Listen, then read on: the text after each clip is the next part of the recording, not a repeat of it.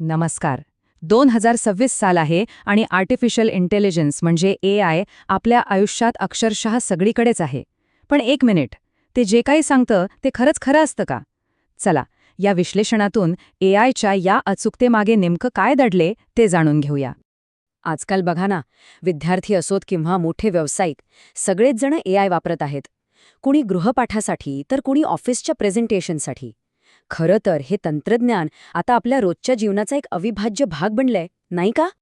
उदाहरणार्थ, नोट्स तयार करणं. कितीतरी विद्यार्थी आणि व्यावसायिक आता अभ्यासासाठी किंवा महत्त्वाच्या मीटिंगच्या नोट्स बनवण्यासाठी AIचीच मदत घेतात. यामुळे त्यांचं काम खूपच सोपं झालं आहे. आणि फक्त एवढंच नाही तर क्रिएटिव्ह कामांमध्ये सुद्धा AIने शिरकाव केलाय. आजकाल तर व्हिडिओसाठी स्क्रिप्ट्स लिहिण्यासारखी कामं सुद्धा AI कडून सहज करून घेतली जात आहेत. आणि ह्याही पुढे जाऊन नवीन व्यवसायासाठी काही हटके आयडियाज हव्या असतील तरीही बरेच जण AIचाच सल्ला घेत आहेत आणि खरं सांगायचं तर त्यातून त्यांना नवीन संधी मिळतही आहेत. पण इतकं सगळं अवलंबून राहिल्यामुळे एक खूप महत्त्वाचा प्रश्न समोर येतो. AIने दिलेल्या प्रत्येक माहितीवर डोळे झाकून विश्वास ठेवणं हे खरंच सुरक्षित आहे का? तर मग याच प्रश्नाचं उत्तर शोधूया. AI जे काही दाखवतं ते सत्य आहे की केवळ एक भ्रम आहे? चला पाहूया. पण त्यावर बोलण्याआधी AI म्हणजे नेमकं काय हे अगदी सोप्या शब्दात समजून घेऊ. AI म्हणजे एक असं तंत्रज्ञान जे माणसासारखं विचार करू शकतं, आपले प्रश्न समजू शकतं आणि त्यानुसार उत्तरही देऊ शकतं. मग प्रश्न येतो की AI चुकतं कसं किंवा का चुकू शकतं? तर यामागे काही कारणं आहेत. पहिलं म्हणजे ते इंटरनेटवर जी माहिती उपलब्ध आहे त्यावरच अवलंबून असतं. आता विचार करा, जर इंटरनेटवरचीच माहिती चुकीची असेल तर AIचं उत्तर बरोबर कसं असणार, बरोबर ना? आणि दुसरं महत्त्वाचं कारण म्हणजे AIकडे माणसासारखी विचार करण्याची क्षमता नसते. ते फक्त लॉजिक आणि डेटावर चालतं.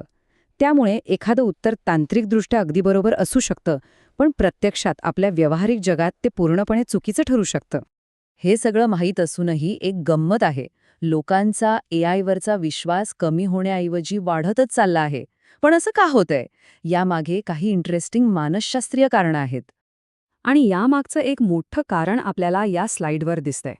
विचार करा, गुगलवर काही शोधायला गेलं की कमीत कमी 10 वेगवेगळ्या वेबसाईट बघाव्या लागतात. त्यात खूप वेळ जातो. या उलट AI काय करतं? फक्त 5 सेकंदात एकच सरळ आणि सोपं उत्तर आपल्या समोर ठेवतं. याच सोयीमुळे, याच वेगामुळे लोकांचा कल AIकडे झपाट्याने वाढतोय. आणखी एक गोष्ट आहे ती म्हणजे AIची भाषा. ते इतक्या सोप्या आणि स्पष्ट भाषेत माहिती देतं की कोणालाही, अगदी विद्यार्थ्यांना किंवा नवीन शिकणाऱ्यांनाही ती लगेच समजते. आणि साहजिकच यामुळे त्यावर विश्वास ठेवणंही खूप सोपं होऊन जातं. बरं, मग आता या समस्येवर उपाय काय? AIचा वापर करायचाच असेल तर तो सुरक्षितपणे आणि प्रभावीपणे कसा करायचा? चला, आता आपण AI वापरण्याची योग्य पद्धत कोणती आहे ते पाहूया. ह्या संपूर्ण विश्लेषणातला सर्वात महत्त्वाचा संदेश कदाचित ह्याच स्लाइडवर आहे. AIला एक शिक्षक समजा, जो आपल्याला मार्गदर्शन करू शकतो, माहिती देऊ शकतो. पण त्याला निर्णय घेणारा म्हणजे डिसिजन मेकर समजू नका. अंतिम निर्णय हा नेहमी आपला, माणसाचाच असला पाहिजे. म्हणजेच AIचा स्मार्ट वापर करायचा असेल तर हे 3 सोपे नियम लक्षात ठेवायलाच हवेत. नियम पहिला, AIने दिलेली कोणतीही माहिती तपासून घ्या, व्हेरीफाय करा. दुसरा नियम, आपले वैयक्तिक आणि महत्त्वाचे निर्णय कधीच AIवर सोडू नका. आणि तिसरा, सगळ्यात महत्त्वाचा नियम, त्याचा वापर शिकण्यासाठी करा, पण त्यावर पूर्णपणे अवलंबून राहू नका. आता आपण आपल्या शेवटच्या आणि कदाचित सगळ्यात जास्त विचारल्या जाणाऱ्या प्रश्नाकडे येऊया. AI माणसांची जागा घेईल का? भविष्य नेमकं कोणाचं आहे, माणसाचं की मशीनचं? याचं उत्तर तसं सोपं आहे. AI माणसाची जागा पूर्णपणे कधीच घेऊ शकत नाही. का? कारण त्याच्याकडे भावना नाहीत.